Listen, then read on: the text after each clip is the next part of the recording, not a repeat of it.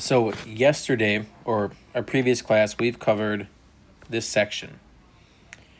We found out how to create a perfect square trinomial and then how to complete the square. Today we're going to finish off this section by learning how can we solve an equation by completing the square. Okay, we're going to start by doing this when a is equal to 1. Okay, so we start with x squared plus 6x minus 8 equals 0.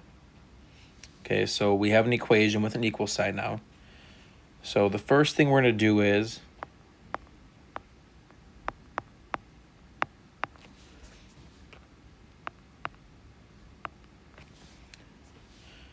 write this in ax squared plus bx form. Okay, we want to get it like this because we want this part to look like what we've covered yesterday. Okay, and I'll show you what I mean. So up here, this is ax squared plus bx form. Ax squared plus bx. Ax squared plus bx. So we want to get everything that doesn't have a variable on the other side of the equal sign. So we did right here. Okay, the next part, we're going to add in our c value. So now we have ax squared plus 6x plus c equals 8 plus c. Right? Because if you add a c to one side, you have to add c to the other side. So what we're going to do here is complete the square, find c, and add it to both sides.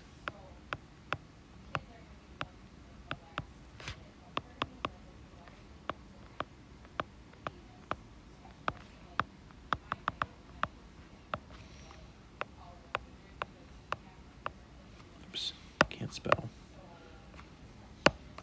And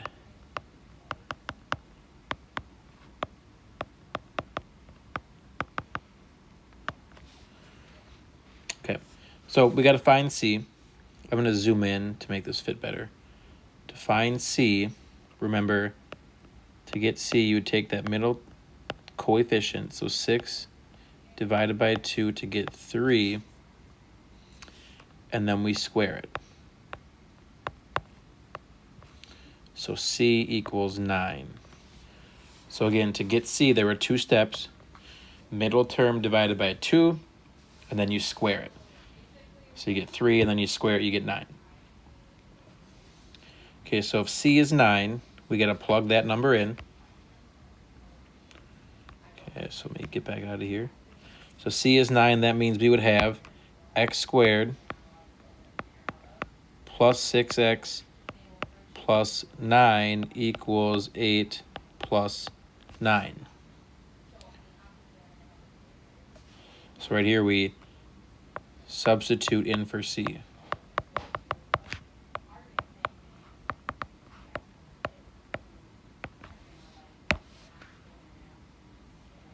Okay, now we got a factor. So the next step is to factor the x squared plus bx plus c. So if you factor the left side, this is going to factor out to be x plus 3 squared equals 17, because we can combine like terms on the right side. So the left side you found c and you factored. The right side you found c, combine like terms. Okay. Now we have x plus 3 squared equals 17. Now we can square root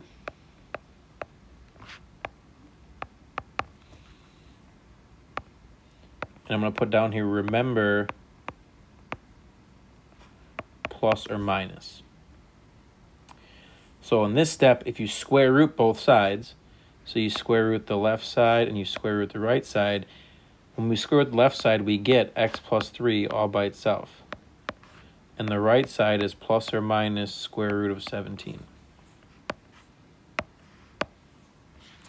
So x plus 3 equals plus or minus square root of 17. Our last step is to get x alone. So in this case, getting x alone would mean minus 3. So x would equal a negative 3 plus or minus square root of 17. And that is how we would use solving by completing the square. And sometimes we have to do this because it's impossible to solve it by factoring or some other way. Okay, so we got a couple examples now, and we'll follow these steps. So number 2, next example. We already have this in x squared plus bx form, right? It's already there. So now we just got to add that c value in. So if we add in c, it'd be m squared minus 8m plus c equals 12 plus c. Okay, then from here, we have to find c. So c equals negative 8 divided by 2, which is negative 4. And then we square it. Negative 4 squared is 16. So you found out what c is. And now we got to put c in. So it's m squared minus 8m plus 16 equals 12 plus 16. So we added in that 16 to both sides. Now we have to factor the left side. The left side is now a perfect square trinomial because we completed the square. So this would factor into m minus 4 times m minus 4.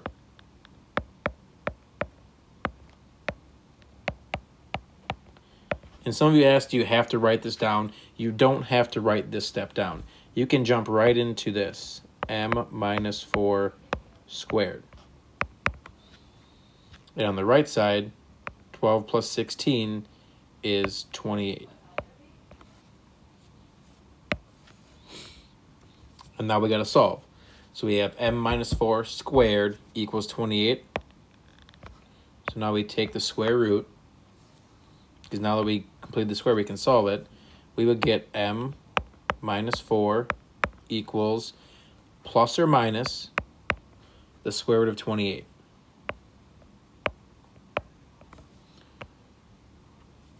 Okay, I'm going to go off to the side. The square root of 28 can actually be simplified. And if we can simplify it, we should. It can be broken apart into perfects and non-perfects. 28 is really 4 times 7. And the square root of 4 is 2. So this is really 2 square root 7. So our equation is really m minus 4 equals plus or minus 2 square root 7. Last step would be add 4. M equals 4 plus or minus 2 square root 7. And that will be our answer. So the tricky part there was we had to simplify that radical into 2 square root 7. But we were able to solve this equation by completing the square. Okay, and then number 3. So if we look at example 3, we don't have an ax squared plus bx form because we have some x's on the right side. So first, we have to get all the x's over to the left. So we would add 2x to get x squared plus 9x equals 8. Next, we have to put c in the equation. So x squared plus 9x plus c equals 8 plus c. And then we got to find c. So off to the side, I'm going to do this to make more room. C equals the middle term divided by 2, which would be 9 over 2, and then we square it, which would be 81 over 4. So we'll get 81 over 4. That is our c value. So now you write that in the equation, x squared plus 9x plus 81 over 4 equals 8 plus 81 over 4.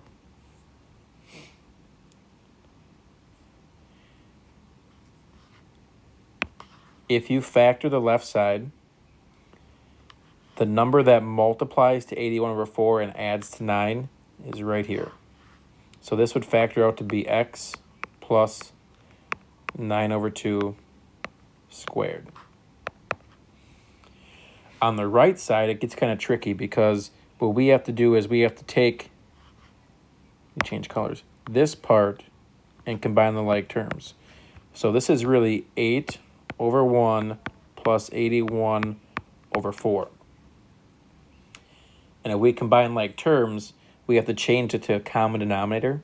So 8 over 1, we have to change the bottom into a 4. So it's times 4 to get 32 over 4 plus 81 over 4, which is 113 over 4. So 8 plus 81 over 4 is 113 over 4. And yes, that fraction part makes it tricky, but we're going to see some tougher problems sometimes. So now that we got completed the square, we can solve this by taking the square root. We would get x plus 9 over 2 equals plus or minus, I'm going to break this apart into two square roots. 113 over the square root of 4. So square root of 113 over square root of 4.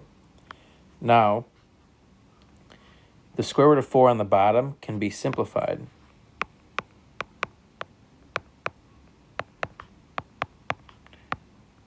(113) goes on top. Square root of 4 is 2. So we can break that apart into square root of 4 turns into square root of 2, into just 2. Now the last step is minus 9 over 2. And we get x equals negative 9 over 2 plus or minus square root of 113 over 2. Okay, and you can leave it like this. Or another way to write this, since they both have a 2 on the bottom, you could put x equals negative 9 plus or minus square root of 113 all over 2. Either way is correct. Okay. So those two problems we just covered, there was no number in front of the x squared or the m squared. When we go down here, there is. Notice we have a 5x squared.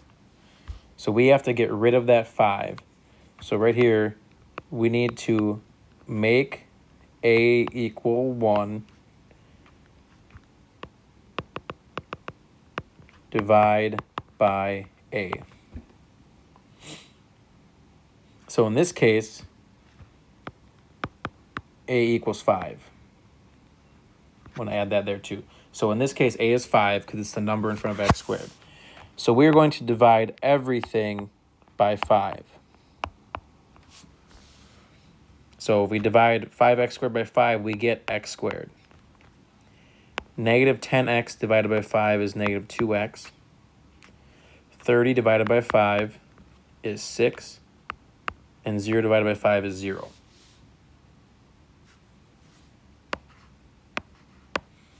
Okay, next, get the x's alone. Get x squared plus bx by itself. So you minus 6 to get x squared minus 2x equals negative 6. Okay, next, we have to get c in the equation. So x squared minus 2x plus c equals negative 6 plus c.